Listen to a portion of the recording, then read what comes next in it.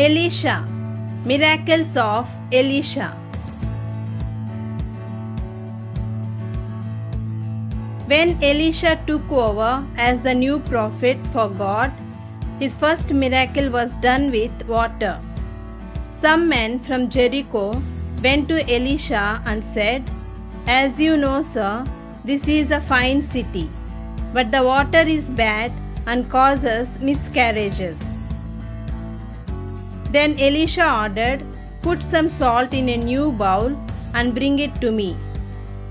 They brought it to him, and he went to the spring, threw the salt in the water, and said, "This is what the Lord says. I make this water pure, and it will not cause any more deaths or miscarriages." And that water has been pure ever since, just as Elisha said it would be. Elisha left Jericho to go to Bethel, and on the way, some boys came out of a town and made fun of him. "Get out of here, Baldy," they shouted. Elisha turned round, glared at them, and cursed them in the name of the Lord.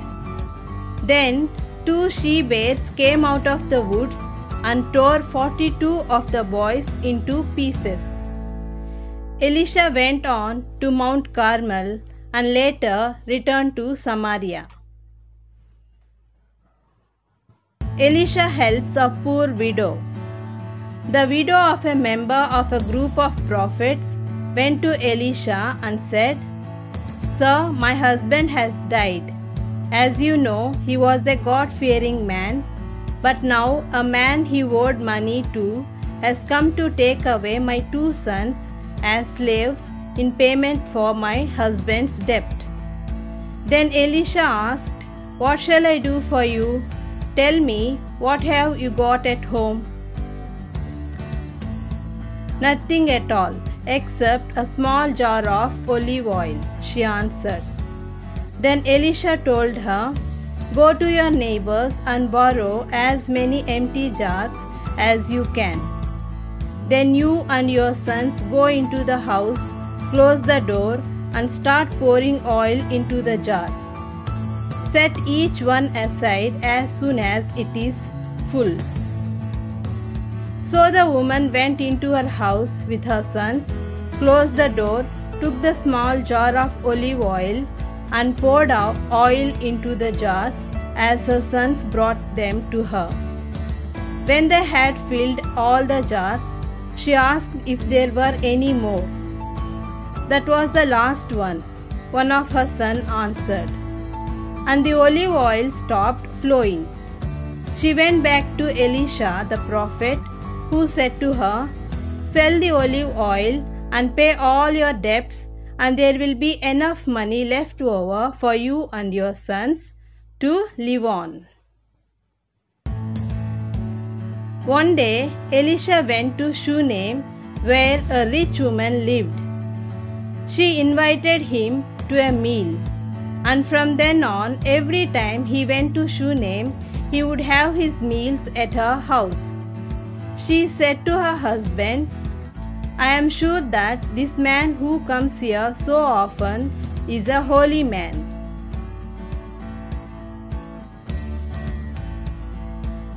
Elisha and the rich woman from Shunem. "Let's build a small room on the roof, put a bed, a table, a chair, and a lamp in it, and he can stay there whenever he visits us." One day, Elisha returned to Shunem and went up to his room to rest. He told his servant Gehazi to go and call the woman. When she came, he said to Gehazi, "Ask her what can I do for her in return for all the trouble she has had in providing for our needs." "I have all I need here among my own people," she answered. Elisha asked Gehazi, "What can I do for her then?" Then Gehazi said, "Well, she has no son, and her husband is an old man." "Tell her to come here," Elisha ordered. She came and stood in the doorway. Elisha said to her, "By this time next year, you will be holding a son in your arms." "Oh," she exclaimed, "please, sir, don't lie to me. You are a man of God." But as Elisha has said, at about that time the following year, she gave birth to a son. Some years later, at harvest time, the boy went out one morning to join his father, who was in the field with the harvest workers. Suddenly he cried out to his father, "My head hurts, my head hurts."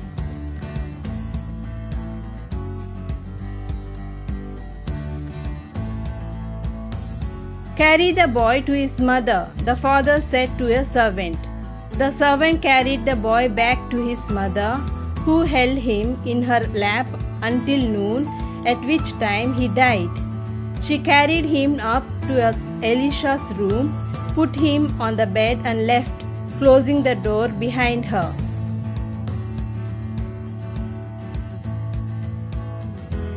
Then she called her husband and said to him, "Send a servant here with a donkey. I need to go to the prophet Elisha. I will be back as soon as I can." "Why do you have to go today? It's neither a Sabbath nor a new moon festival," asked her husband.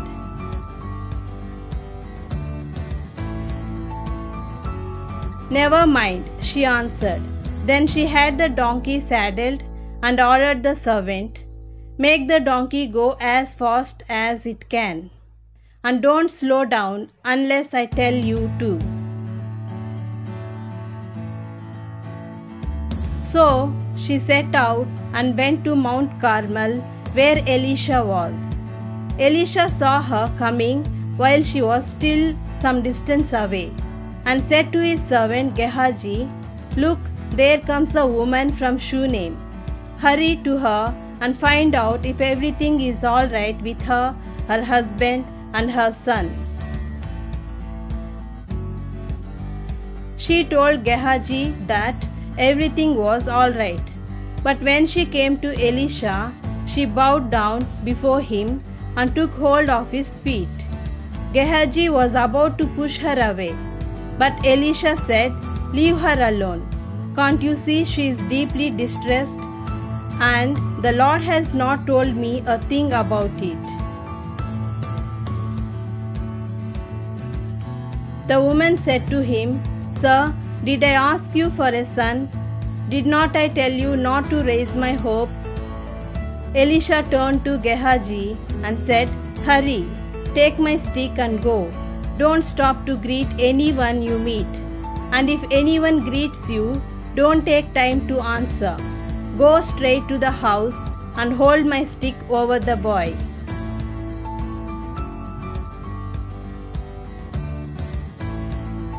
The woman said to Elisha, "I swear by my loyalty to the living Lord unto you that I will not leave you."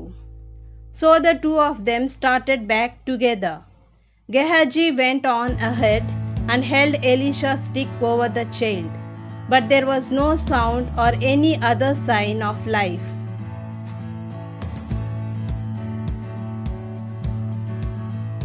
So Gehazi went back to meet Elisha and said, "The boy did not wake up." When Elisha arrived, he went alone into the room and saw the boy lying dead on the bed. He closed the door and prayed to the Lord. Then he lay down on the boy, placing his mouth, eyes, and hands on the boy's mouth, eyes, and hands.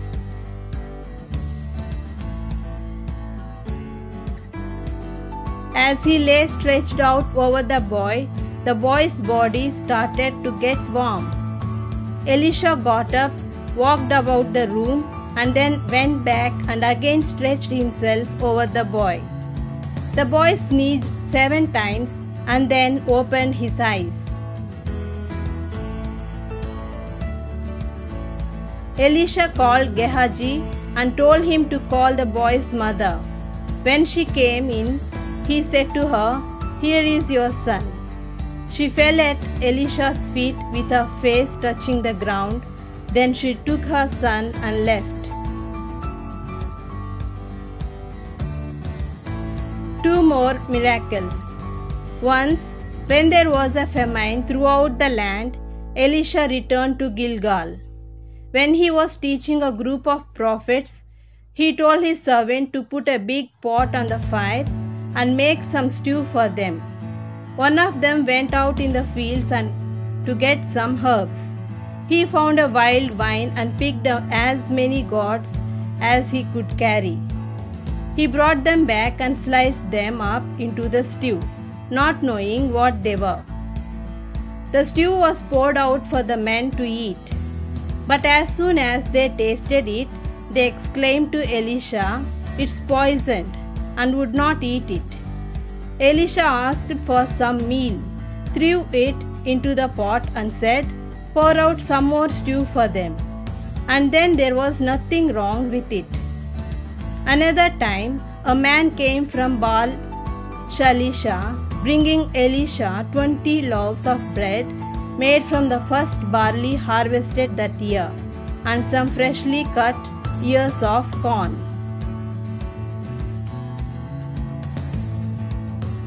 Elisha told his servant to feed the group of prophets with this. But he answered, "Do you think this is enough for 100 men?" Elisha replied, "Give it to them to eat, because the Lord says that they will eat and still have some left over." So the servant set the food before them, and as the Lord has said, they all ate, and there was still some left over.